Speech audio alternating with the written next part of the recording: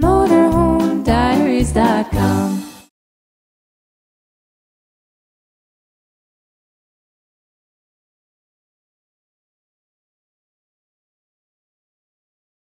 My name's Larry Blakeney.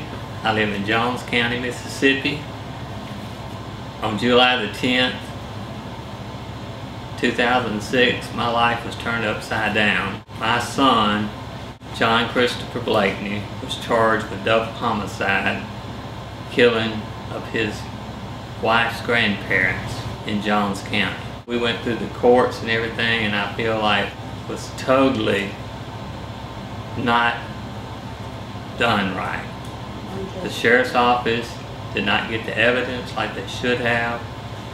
They did not present evidence at the trial, and they just ran him through the courts. And now he is serving a life sentence in the Mississippi Department of Corrections in Leakesville, Mississippi. 2 people was killed at the same time, same place, same house, and was carried to the same place and dumped at the same time, and they found him guilty of one and mistrial for the second one.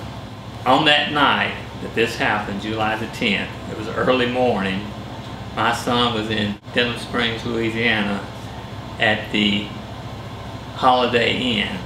His wife brought all of these charges against him. He wasn't even here at the time. She called the police, told them that he came home that morning, did all this. He was picked up on Monday morning that it happened, kept in jail in Denham Springs for 2 days, and then brought to Laurel. And when he got to Laurel, they interviewed him for 3 hours that night before they finally sent him back down to the jail. When he got to the jail, they said they was going to put him on suicide watch, so they stripped him. All he had was paper clothes, no cloth clothes, it was paper. And they put him in a jail by himself with no mattresses, no blankets, nothing to keep warm, and the temperature was between 60 and 65 degrees. He had to sit in the shower during the night to try to stay warm. Then the next morning he had 4 sheriff's department people come in, and one of them told him that he was going to go back and tell this guy what he wanted to hear, or either Jones County was going to burn him. He said, "We will have you for capital murder if you don't go down and tell them what they want to hear." But during the interview and all, the night before, they made him feel like his wife hated him, was fixing to leave him. They said his phone was in Laurel, Mississippi that morning. The evidence from the telephone company shows he did receive a call at that time, and it was bouncing off the tower in Denham Springs, Louisiana. But they just kind of played the story that he called himself, and that's what the jury looked at. That's the only evidence they had, that and the confession that he made. And when he made the confession, he just made something up to tell him so he could get a blanket, so he could be warm.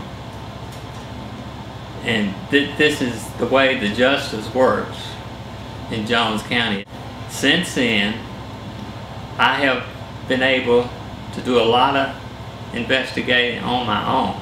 He was there that morning because he went into where the man was, take your office, into the office of the motel, and they had a video camera in there.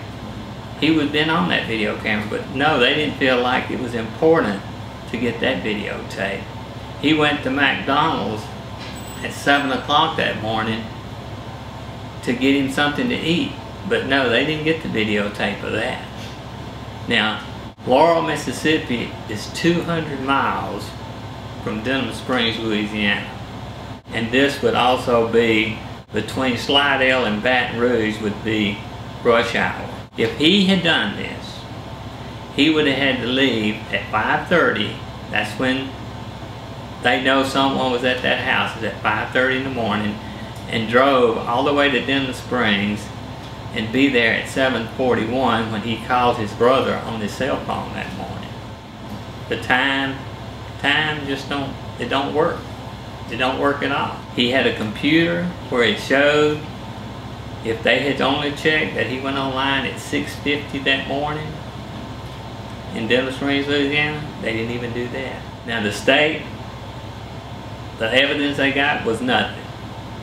What they didn't get DNA. They didn't pick out the DNA that these people had marks all over their arms and bodies, scratches. There had to be DNA there.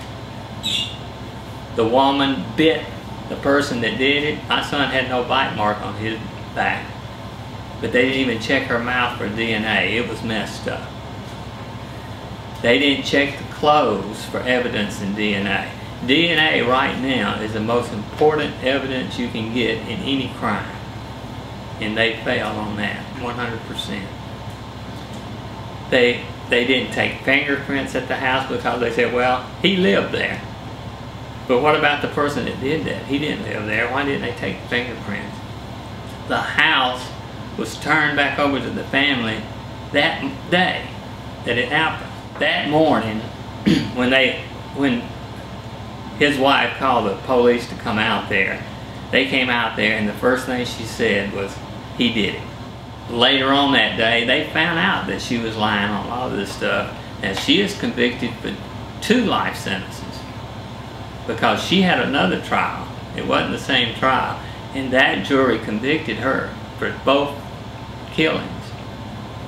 But yet, they listened to her all the way without really looking at facts. Found guilty on one and hung jury on the other one. The hung jury one, if they would ever try it again, I can bring all this out in that. But until all this appeals can go through, there's no new evidence can be brought in. The only way we hope to be able to bring new evidence is to get a new trial. If we don't get an appeal for a new trial, Jones County will not try the hung jury. I know now who helped her. I know about her boyfriend. The guy that I believe that did this is kin to her, and right now I understand he is working at the Jones County Jail.